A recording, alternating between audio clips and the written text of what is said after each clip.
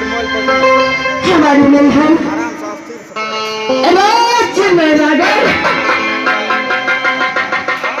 बल्कि कहलाती राजा सामने सुनता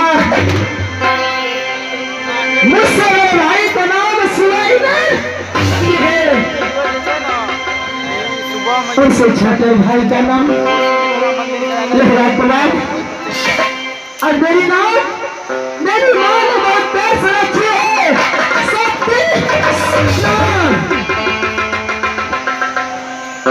अभी जो मैं बातों कर रही हूँ यह राज नगर से नहीं मैं अपने ससुराले से बातें करती हूँ।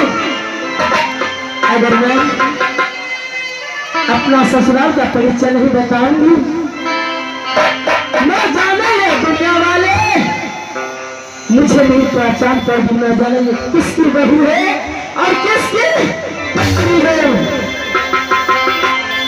इसलिए मैं अपनी मुखार मुंडा से मैं अपना ससुराल का परिचय अवश्य में बताऊंगी। अब दीदी सब सुन लिए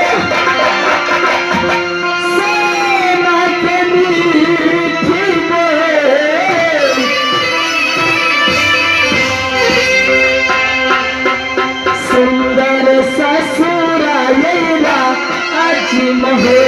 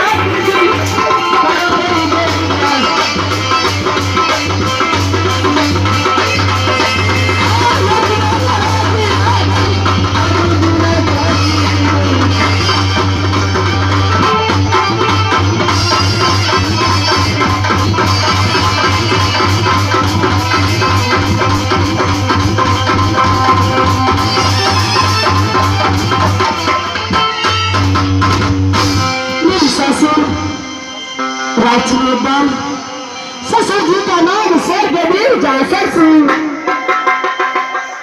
सासू माँ की नाम रानी बेगला, देवर जी का नाम जंगीवीर रोदर, देवरानी की नाम शक्ति फुला, जयपुर की नाम इंद्रजीत कुमार, हमारे पुत्र का नाम इंदल कुमार।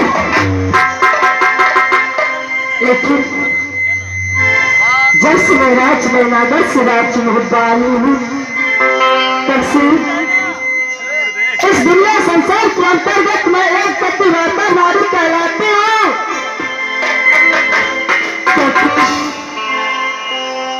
इस दुनिया संसार में जो नारी पतिव्रता होती है वो सबसे पहले अपना पति को सेवा करती है, पति की बातों में रहती है। जब तक मैं अपना पति को नित्य प्रतिदिन अपने हाथों से सेवा नहीं कर लेती हूँ, तब तक ये सब